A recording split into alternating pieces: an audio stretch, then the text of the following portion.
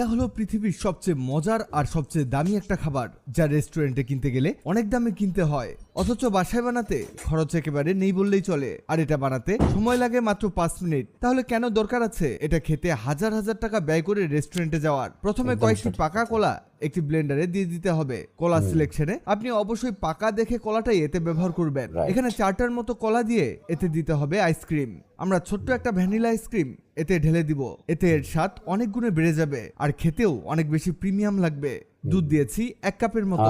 এবার এটাকে করতে হবে ব্লেন্ড। এই রেসিপিটা বানাতে ব্লেন্ডার মাস্ট ব্যবহার করতেই হবে, তা না হলে ভালো ফিনিশিং পাওয়া যাবে না। এটা ব্লেন্ড হতে হতে জানাতে পারেন আপনি কোথা থেকে ভিডিওটি দেখছেন, যাতে পরের ভিডিওতে আপনাকে ধন্যবাদ জানাতে পারি।